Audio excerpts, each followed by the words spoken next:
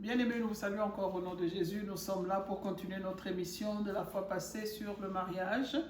Nous saluons toute la Côte d'Ivoire, Yamoussoukro, Bouaké, Abidjan, toutes les villes que vous pouvez nommer en Côte d'Ivoire et toute l'Afrique, pourquoi pas, le monde entier. Que Dieu soit loué de nous, qu'on se retrouve encore aujourd'hui pour continuer à parler du mariage qui est un premier ministère que Dieu accorde à chacun de nous.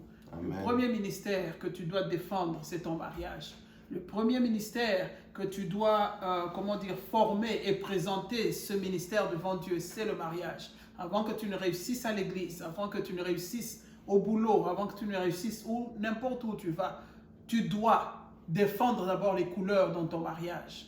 C'est pour ça qu'il y a beaucoup de gens, avant même de te faire confiance, on check pour voir si tu es marié et comment tu tiens ton mariage. Pourquoi? Parce que c'est là même la clé de l'existence de l'être humain.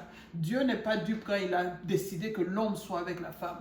Et comme on nous dit, quand nous lisons dans Genèse 2, quand Dieu a fait venir Ève à l'existence, la plupart des hommes de Dieu, dans la parole de Dieu en général, ont fait l'exégèse, comme on aime bien le dire, et dire que c'était ça le premier mariage que Dieu avait uni et établi sur la terre.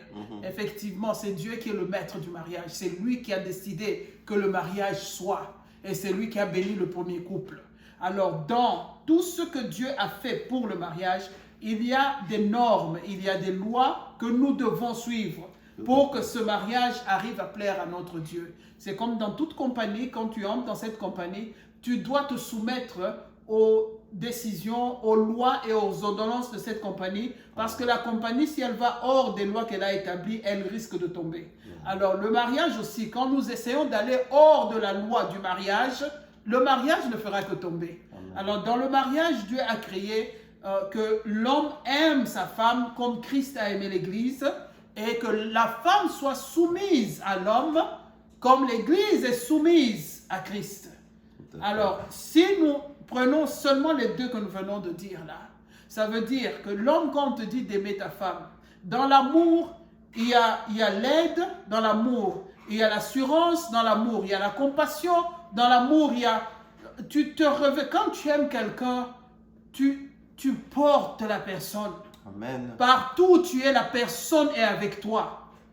Vous êtes en communion d'esprit que personne dans ce monde ne peut couper. Le monde entier peut se lever contre cet amour. La personne le saura. Il n'y a rien qui dépasse la force de l'amour. Quand on dit à l'homme aime ta femme, c'est à ce point-là. Christ a aimé l'Église jusqu'à aller à la croix pour l'Église. Quand on dit à la femme, sois soumise à ton mari, ce n'est pas sois esclave. Joue à l'hypocrite. Tout ce qu'il dit, toi tu dis seulement oui, mais dans ton cœur, tu es en train de murmurer. Tu es en train de pécher contre la loi de Dieu tout le temps que Dieu a créé. Quand on dit sois soumise, ça veut dire sois l'ami de cet homme-là. Sens ce qu'il sent. Incline-toi devant ce que Dieu a décidé que cet homme-là soit. Si Dieu a dit que c'est lui qui va diriger, laisse-le diriger. Je sais qu'on a beaucoup d'habilités. On est les femmes du 21e siècle, on est intelligentes, on est allé à la lune, on est revenu sur terre, on peut faire ce que les hommes font. Mais bien aimé, qu'est-ce que la Bible te dit? Ce n'est pas montrer de quoi tu es capable qui va t'amener au ciel ou plaire à ton Dieu. Rappelle-toi que tu es dans ce mariage-là, c'est pour faire la volonté de Dieu et accomplir ses desseins. Donc, femme, sois soumise, ça veut dire, sois soumise à ce que ton mari est. Sois focus sur ce mari-là. Ta raison d'exister doit être autour de cet homme-là. Tu dois aimer cet homme, tu dois le chérir, tu dois le conseiller, tu dois le supporter, tu dois le relever, tu es là. Quand il a envie de jouer à l'homme, c'est sur toi qui vas jouer à l'homme. Tu es là, au fait, tes désirs se porteront vers lui. Tu es là pour plaire à cet homme, tu es là pour faire de lui ce qu'il doit être, tu es là pour l'aider, le compléter dans ce qu'il n'arrive pas à faire.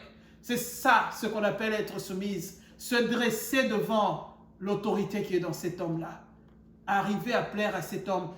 Et avant de passer la parole au pasteur, j'insiste là-dessus parce que tout ce que tu veux avoir, tu sèmes ça d'abord. Alors quand tu as donné la soumission, le résultat sera tellement agréable. Sans plus tarder, je passe la parole au pasteur. Bien-aimés, encore une fois, que la paix du Seigneur soit avec vous tous, tous les amis de LCC TV. Alors, ce que maman essaye de décrire aujourd'hui, nous voulons suivre le cheminement de notre émission, c'est un deuxième rôle du mariage. Nous allons parler de cela en détail. À la fois passée, nous avions dit que le mariage est un don de Dieu. Dieu a créé le mariage pour trouver des compagnons de vie. Deuxièmement, pour l'entraide mutuelle. Alors, en comprenant bien son rôle, on sait bien aider l'autre. En créant l'homme et la femme, Dieu les met ensemble. Il n'a pas dit que la femme sera l'esclave de l'homme. Elle sera une aide semblable, c'est-à-dire de la même nature que l'homme. L'homme, certes, sera, pour revenir au rôle dans le mariage, nous en parlerons. L'homme, certes, sera la tête, mais c'est à titre fonctionnel. Pour le bon fonctionnement, comme dans toute autre société, il y a un responsable. Mais dans la Bible nous dit qu'ils sont soumis l'un à l'autre. Mais alors, l'aide est très, très importante parce que dans ce monde, nous avons tous besoin de quelqu'un sur qui nous reposer. Et quoi de plus belle? La personne de confiance, la personne avec laquelle vous êtes en intimité. Bien aimé, un mariage solide où il y a l'entraide, c'est un instrument très puissant entre les mains de Dieu. Deux valent mieux qu'une seule personne. Quand une est fatiguée, l'autre va le relever. Même dans l'église, le pasteur a des gens qui le soutiennent. Un prophète a des gens qui le soutiennent à n'importe quel prix, qui le connaissent, qui connaissent peut-être ses erreurs et ses faiblesses, mais prêts à le soutenir. Nous avons tous besoin de ça. Je me rappelle dans la Bible, un prophète était déprimé, Élie, au point même de se suicider. Mais Dieu lui dit, lève-toi, va oindre un autre qui va te soutenir. Et dès lors, Élisée était avec lui sur tout le chemin, bien-aimé. Alors, dans le foyer, c'est la même chose. L'homme a besoin de la femme a besoin de l'homme. Quand je rentre du travail fatigué, frappé par le monde, j'ai besoin de l'encouragement de mon épouse. Nous sommes même, moi je dirais plus que ça dans le foyer. Prophète, prophétesse, pasteur, appelez tout cela. Parce que Dieu utilisera l'autre. Des paroles pour fortifier l'autre sortiront de la part de Dieu au travers, je m'excuse, de votre conjoint ou de la conjointe. Donc le mariage, c'est pour l'entraide. La vie elle-même n'est pas facile. Alors, quand nous avons deux cordes comme ça liées et trois plus Dieu, nous devenons solides. Mais le but d'abord, c'est pour l'entraide mutuelle. Donc, nous entrerons aussi dans le rôle comme maman a si bien décrit. Mais retenez que Dieu, papa, t'a donné une femme, ce n'est pas une servante, ce n'est pas une esclave, mais c'est une compagne de vie et aussi pour venir t'aider à accomplir ce pourquoi Dieu t'a appelé. D'ailleurs, dans la Bible, le mot aide veut tout simplement, dans le grec, dire que, dans la Bible, vous trouvez le mot aide qui revient 11 fois à peu près, et les 5 fois se référant à la femme et le reste du temps se référant à Dieu parce que nous avons besoin de son aide. Alors la femme devient comme une représentante de Dieu dans le mariage pour accomplir ce que Dieu a prévu pour l'homme. Il a dit, multiplie la terre et remplissez-la. Et il a donné à l'homme la femme pour ce rôle-là. Et il a voulu que nous puissions nous entraider. Oui, maman. Amen. Alors, dans l'aide, la première aide, c'est arriver à combler le cœur de l'autre de la présence de Dieu. Alors, ça, c'est la première aide dont nous avons besoin.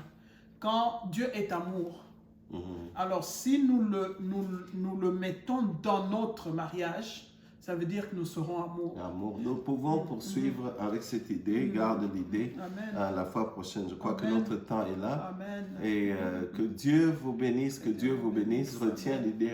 Nous y reviendrons. Que Dieu vous bénisse à la fois prochaine.